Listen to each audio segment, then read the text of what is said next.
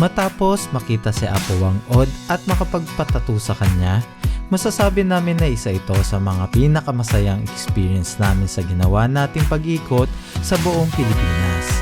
Ngayon naman ay papunta tayo sa Vigan, Ilocos Sur at madadaanan natin ang mga nagagandahang tanawin sa Quirino Province. Muli nating babalikan ang mga pasyalan sa Ilocos Sur. Kaya, tara na! Samahan niyo ulit kami sa Gala ni Dudu.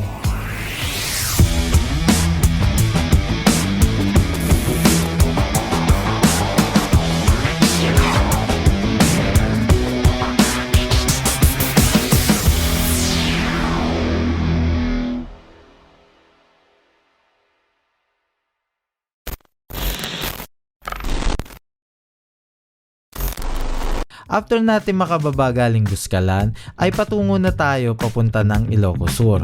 At muli natin babalikan ang mga kalsada na dinaanan natin patungo dito sa Buscalan. Ngayon naman, papunta tayo ng Cervantes, Ilocos Sur. Pero bago yan, isang pagkakamali ang nagawa namin. At dahil na rin mahina ang internet, lumagpas kami. At mas napalayo papuntang Cervantes. Dapat pagkalagpas ng Nakagan Bridge ay kakanan na kami, pero sa kaliwa kami itinuro ni Google Map. Kaya sobrang laking oras ang nasayang sa amin at dito kami sa Maabay Junction itinuro ng mapa. Kaya ang resulta, ginabi na kami at di nakakayaning dumiretso pa Vigan. Hindi ko na ipupush na mag-drive papuntang Vigan. Kasi nga, madilim, gabi. Ito pa kami sabi ko sa atin, bigla may magpakita sa amin. Grabe yun, ang tarik, pag-phone. Grabe yung mga siko dito kaya pagkadadaan kayo dito medyo ingat-ingat kayo. San Luis kasi yun lang ang problema. Grabe, nakita yung batong yan. Tama, batong dinadaanan natin pa Cervantes dito. Tingnan ko medyo mahaba-habang to train eh. Sa'yo na naman tayo. Grabe, grabe. Lalaki kita mo rito pag dito ka nakatira. Ito may truck dito. Tapos pa dyan siya nakapark. Ay. Tapos may truck pa rito. Ay naman talaga sauce. Kesa naman sa wala. Diba?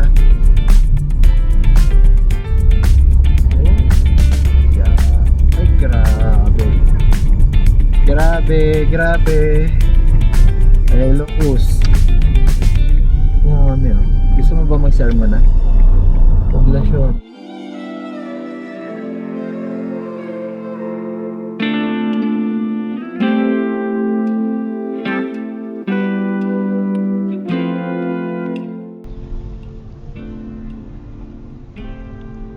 Grabe yung nakita natin doon, no?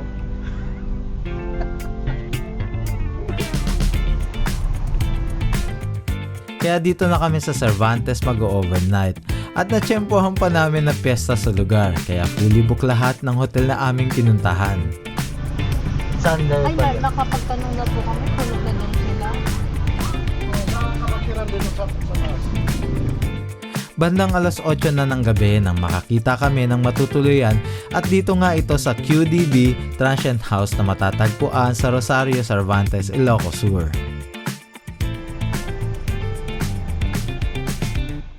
Kakarating lang namin dito sa Cervantes at nag-inquire si Jem sa loob kung magkano ang accommodation.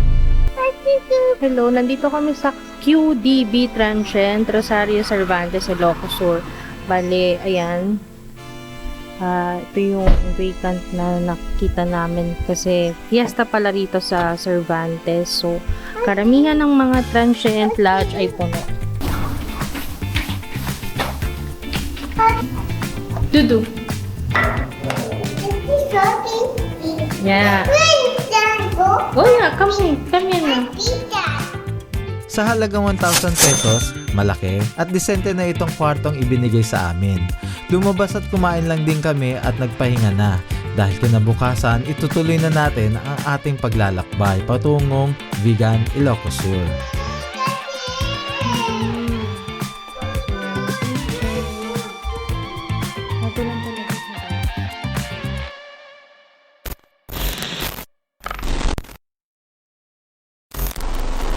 Sinulit namin ang masarap na tulog at medyo late na rin kaming nagising. Kaya agad na rin kaming nag-pack up na para umalis. Pero ipapakita ko muna sa inyo ang aming tinuluyan.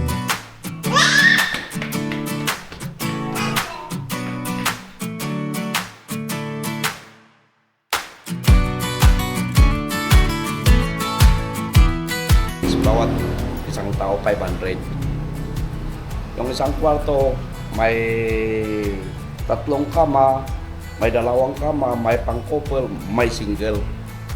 So, dito na kayo pumunta. Murang-mura lang. 500 po isa, no? Oo. At 500 po ang per head. Tapos, nakita nyo naman, pinakita namin yung kwarto. Ang lamig ng aircon. Diba? Sulit na sulit. At bagong-bago pa to. At agad na rin kaming umalis.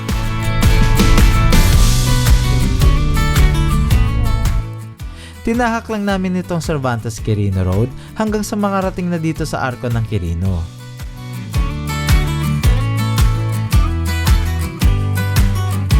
Habang nagpapatuloy nga kami dito sa biyahe, no, ay naispatan namin itong area na ito at pinalipad lang ang aming ibon.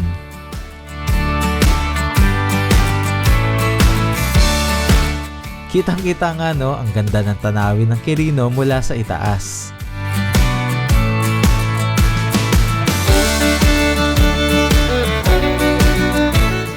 Patuloy lang namin binaybay ang kahabaan ng Quirino, taas-baba at walang katapusan sigsag ang aming dinadaanan.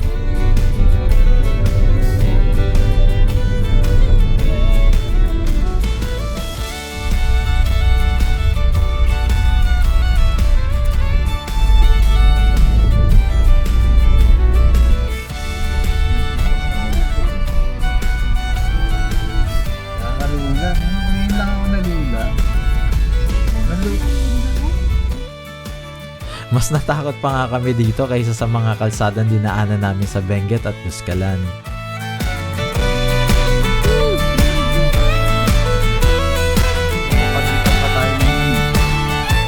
At napahinto lang ulit kami dito, no, para magpalipad ng drone.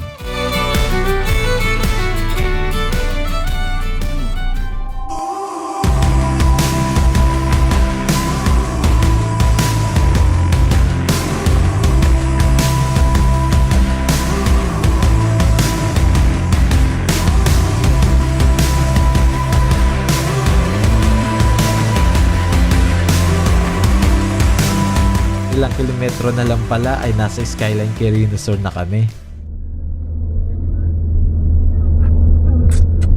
Okay na ba yan?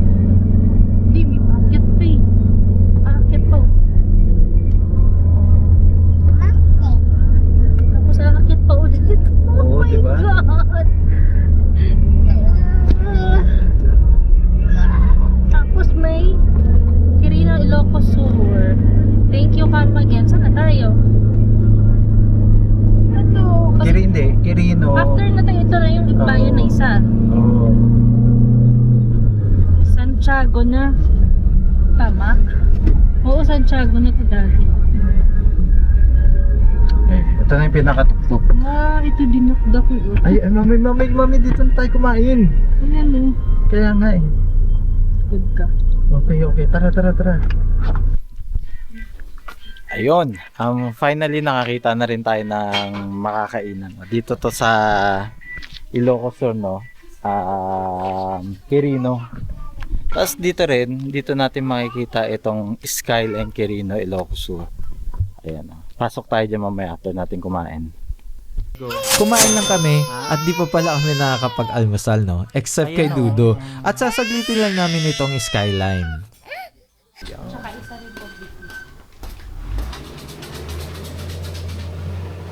Tapos, sinanglaw. Yeah.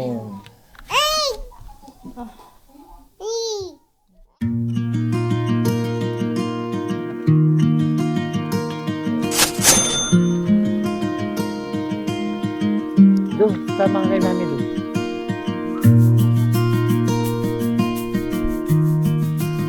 Ang taas-taas nito. Alam mo yung hindi ako nalula sa Bontok, sa Atok, sa Pakalinga, Buskalan. Pero ito grabe. Sobrang tirik ng mga sharp curve. Sa ganda nga ng tanawin na nalimutan ko na magpalipad ng drone. At syempre, hindi mawawala ang sticker natin. Katunayang narating natin itong Quirino, Ilocos Sur.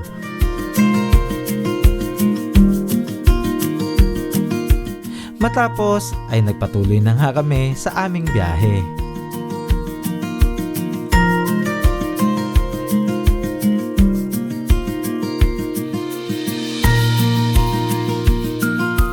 Matapos ang ilang oras na biyahe galing Cervantes at Quirino, ay finally tinatahak na natin ang MacArthur Highway. Ito yung kalsada mula La Union ay dadaanan mo bayan-bayan gaya ng Agoo, Candon, Narvacan at iba pa hanggang sa makarating ka ng Vigan, Ilocos Sur. Alam niyo ba na nakakadalawang gas pa lang kami simula nung nag-take off kami from from Makati kasi ako nagpagas sa may Evangelista. So from Makati, ang pangalawang gas namin sa Baguio pa kami, which is pangatlong araw ng travel namin. Tapos yung full tank na yon from Baguio, nakarating na kami ng Atok sa highest point, nakarating na rin kami ng Buskalan, tapos pabalik, dumaan kami ng Cervantes, nag-stay muna kami doon, and up to now, papunta naman tayo ng Vigan ngayon. And take note, ang gas natin ngayon ay 4 bars pa rin. Iniisip kong kaya niya pang umabot ng isasagad ko hanggang makarating tayo ng Vigan.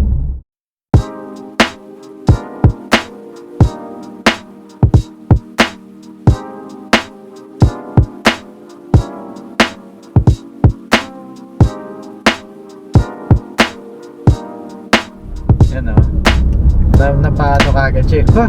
Wow, gumanong kagad siya. Na-appreciate niya yung mountain. Wow! Bumalik na ulit tayo dito to. Wow! Oh, nandito na ulit tayo.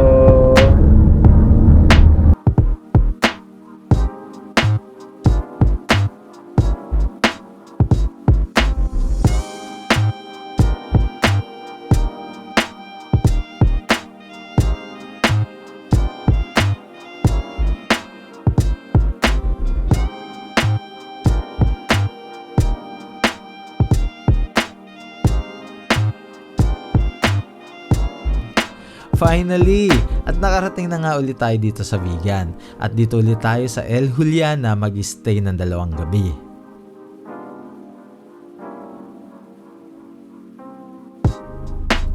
Nandito na kami dito kami nag-stay din last year nung nag nung nag North Luzon Loop din kami. Dito din kami nag-stay. Yeah. So balik ulit kami rito.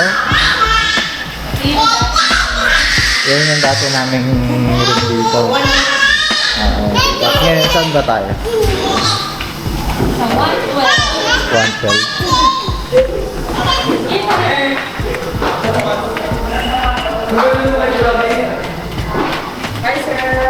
Hello po. Yan, 112 tayo ngayon. Yay! Yay! Wow! Wow! Okay. So, ito yung room natin for tonight. Dito. Oo. Can I see the comfort room? Wow!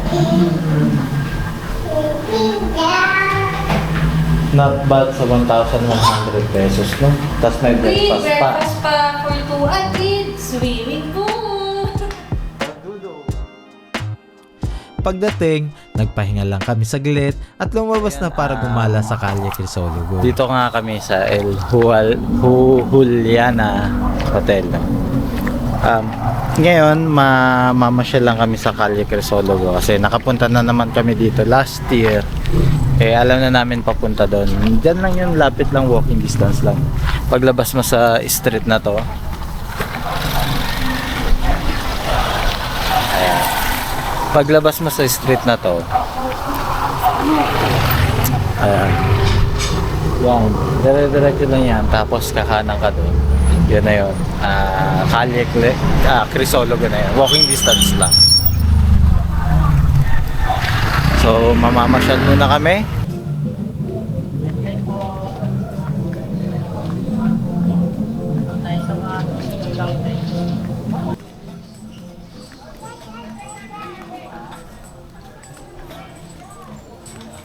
Date yarn?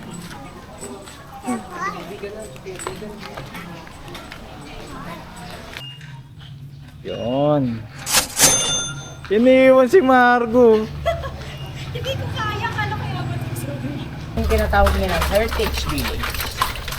So, lahat ng mga bahay mga to, residential yung mga Spaniard dati. Ang 2 pesos na namin dito sa Biga. Version 2. Nung una sumakay kami dito, medyo madilim-dilim pa. Sabi pa. Mataas lang ang liit. Sige. Kuya, saan na? Wait lang. Saan ano nyo ngayon? Naglulup din kami ngayon eh. Oo. Sang ruta nyo ngayon? Kakagaling lang namin ng ng Buskalan. Oo. Kayo saan kayo nag-start? Ako lang. Galing akong Baguio. Ah, Baguio. Nagato. Kami galing Buskalan diretso rito. Nakasasakyan din. Ah, nakasasakyan. Sige, kuya, ano pangalan ko yan? Oo. Kaluper natin. Kakarating lang din namin ngayon eh. Sige kuya. May kaluper tayo na nakita ngayon dito sa Vigan. No? Kakarating din ata.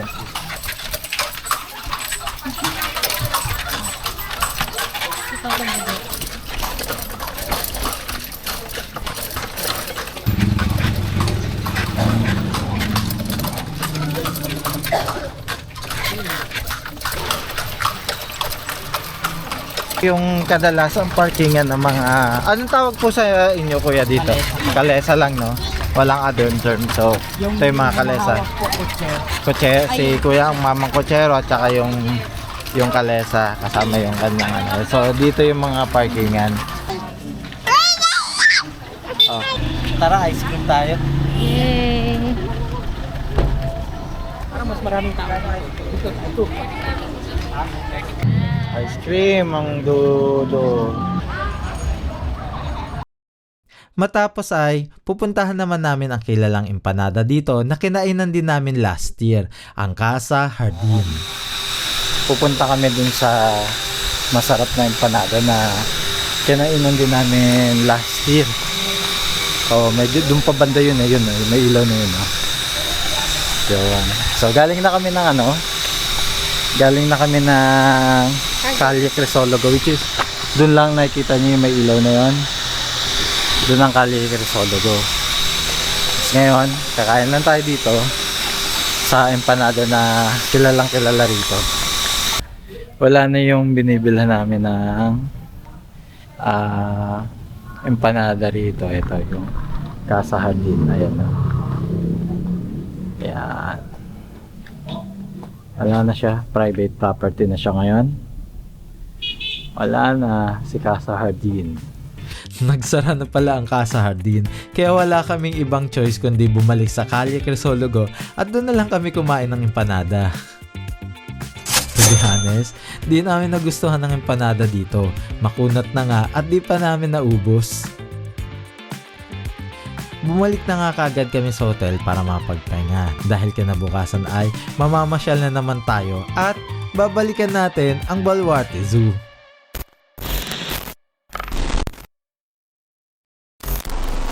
Pagkagising, nag-agahan lang kami.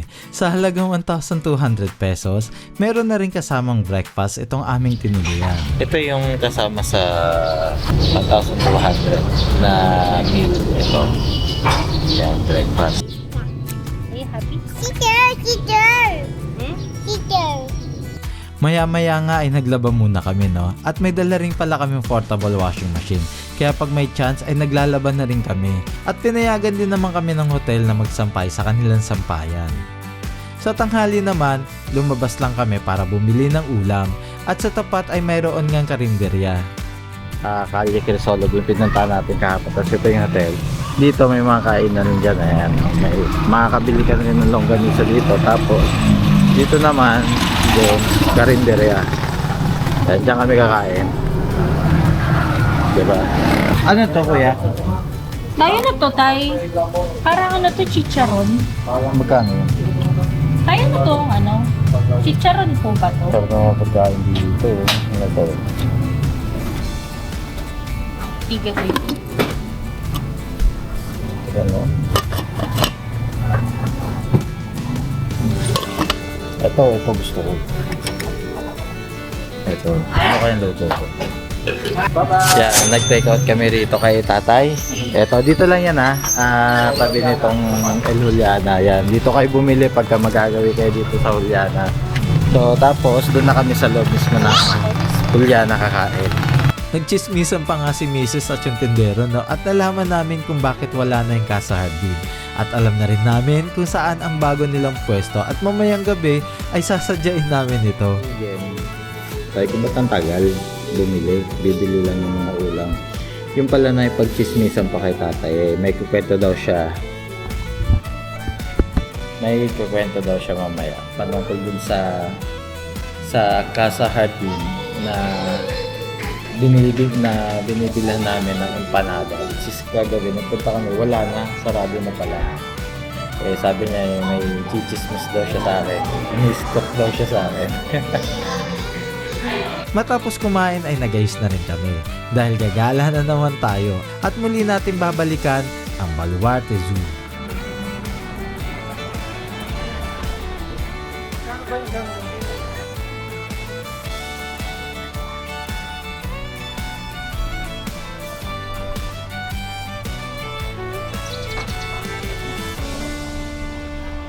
Sa hapong ito, dito lang tayo sa Baluarte Zoo gagala.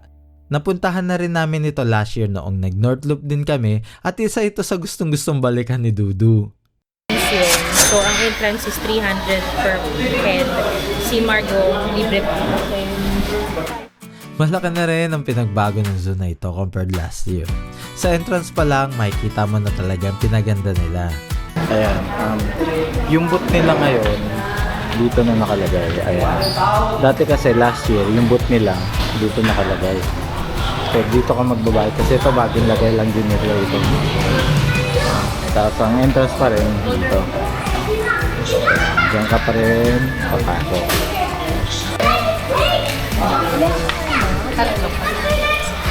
Bale, isang number na lang po kayo. Ipa-register niyo po ito every station para makasakay kayo. Doon yung mauuna po. Sige po.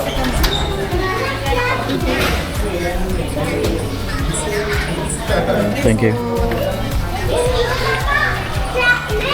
Ngayon, mas ma-appreciate na ni Margo yung mga animal dito sa Baluarte. Kasi last year, medyo bata-bata pa siya nun. 1 year, mahigit pa lang siya nun, no?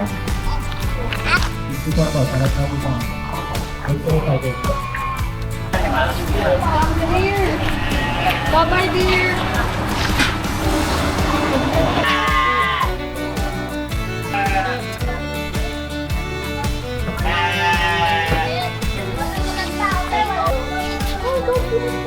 Last year, nakaupo lang kayo, no?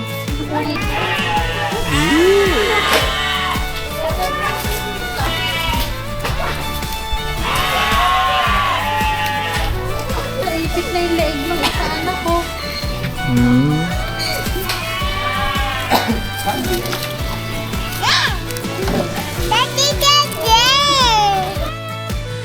Solo namin ang shuttle service ng zoo. Kaya naman hawak namin ng oras kung kailan namin gustong umalis at mag-stay sa lugar na pinagdadalan sa amin.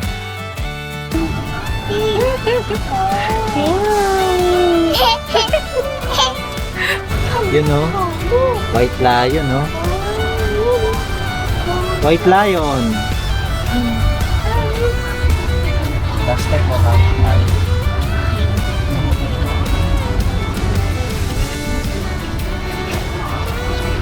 yan yung Baluarte Gallery. So, dyan nakalagay lahat ng mga collection ni Chavez Sitso. Yan. So, papasukin din natin yan. Pero ngayon, pupuntahan muna tayo dito sa White Lion na to. White Tiger ba o Lion? Kasi last time, hindi namin ito napuntahan kasi wala siya. Yan. Ayun pa o. Ayun Yun pa yung yung lion. lion. White Lion. Oo. So, At buti na lang at nabuto namin at di na namin pinalampas na hindi kami magpa-picture sa kanya.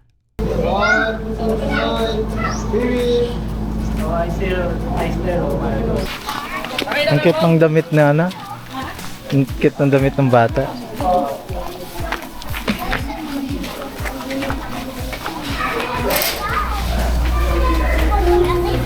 Picturean ko po kayo dito, ma'am, sir. Proof kaya.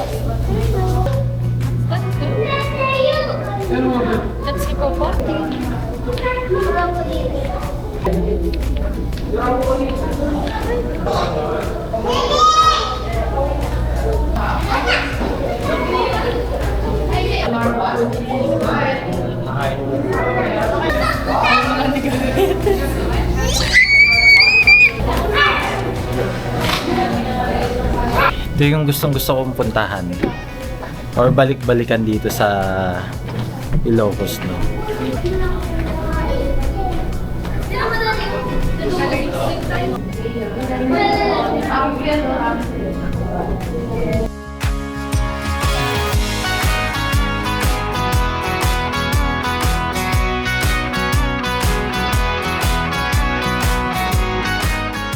Nagpatuloy lang kami sa pag-ikot dito sa Baluarte. Ang isa sa mga hinanap namin ay ang mga giraffe dahil last year nakapag-selfie pa kami sa kanila. Pero nagulat na lang kami nang ikwento ng aming driver na namatay at ni isang giraffe ay wala doon nakaligtas. Di niya sinabi ang dahilan pero sabay-sabay daw silang nawala at sobrang nalungkot nga kami dito lalo na ang aming dudu. Kaya nagpatuloy na lang kami at sinulit ang bawat area na aming pinupuntahan. Di gaya kasi last year, no, may limit at marami kaming kasabay.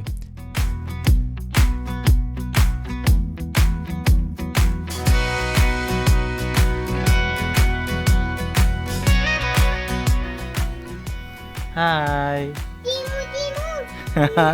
Ano?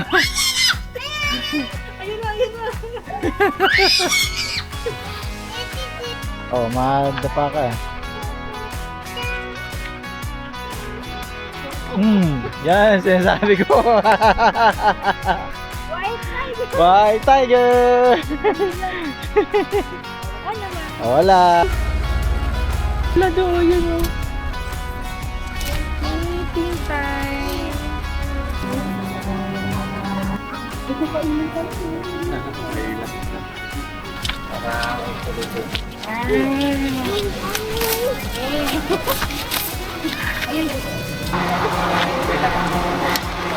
Ha?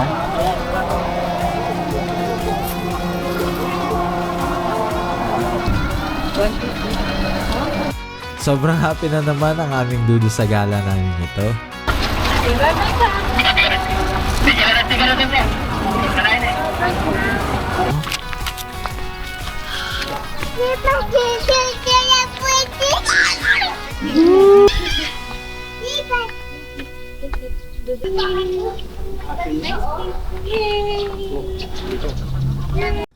At agad na rin kaming umuwi at nagpahinga lang saglit. Ngayon naman, hahanapin namin ang Casa Jardin dahil hindi kami papayag na makaalis ng vegan nang hindi nakakain ng kanilang empanada. Nagtanong kami kanina ulit dun sa suki ni Mrs. ng ulam kung saan yung pinaglipatan ng Casa Jardin ng empanada. So, try natin kung makikita natin ngayon kung saan nakaano yung empanada na yun. Sa wakas, nakita na rin namin ito at talagang sinulit namin ang masarap nilang empanada. So finally nahanap namin yung Casa Hardin. Kahapon kasi yung kinain na namin doon last time. Wala na. Nalipat na pala siya. Finally na, amoy ka na sila.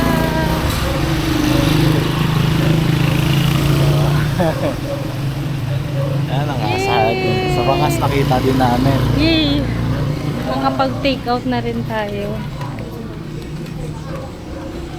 Loko.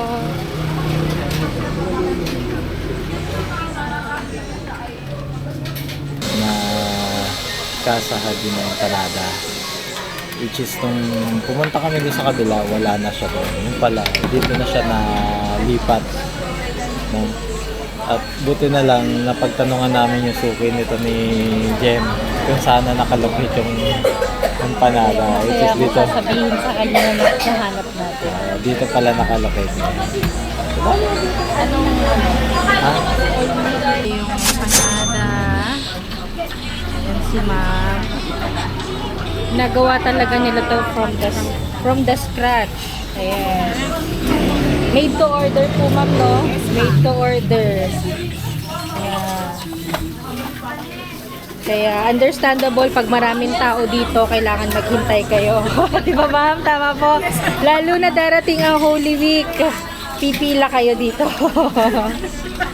Kasi ginagawa siya. Ayan. Ayan. Tapos pagkamasa ni ate, lalagyan na ni ate ng fillings sa loob. Ayan. Tapos lutuin na nila. Ayan. Ang mga masasarap talaga takes time, guys.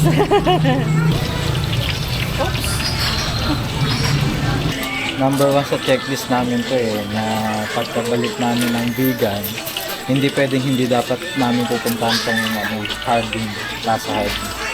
Kaso wala na dun sa wala na dun sa, pumunta kami kagabi dun wala na siya. Kaya hinahanap namin, sabi baka lumipat. So yun, nandito sila ngayon. Sa mga naghahanap at hindi nyo na mahanap, ito panoorin nyo lang itong video na to. Dito nyo ito matatagpuan sa lugar ng Santa Ate. Quirino Boulevard. Double special all meat. Tapos double special. Ay, Lalawayan ko dito. Sobra. Ito yung ano nila. Mga condiments nila. Upat. Mukbang kami. Ready ka na ba, Margo? pahat. Hot pa.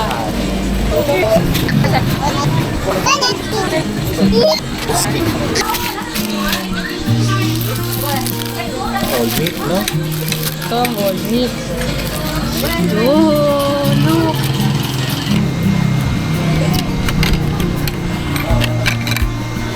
Tapos sasamahan mo pa ng sukang Ilocano, no?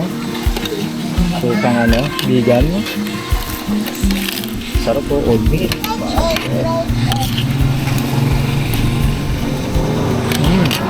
Yan. Yan, yung all meat na yan. Tapos yung itlog nila, yan. Sarap, promise. Sasamahan mo pa nitong suka nila, no? Sarap talaga. Ah, sarap. Okay. Matapos namin kumain ay napadaan lang ulit kami sa tindahan ng ulam at sakto nadaanan namin si kuya na nagturo kung saan ang bagong location ng Casa Hardin. Salamat tayo si tatay yung nagsabi sa amin kung ilang kanto pa papunta ron. Doon na, pagka yung pag-anon lang. Kilala daw po kayo ni nanay. Oo, kilala daw yung Ayun na doon, oh. Uwi na kami at magpapahinga dahil kinabukasan pupunta naman kami ng Pagudpud. Good night!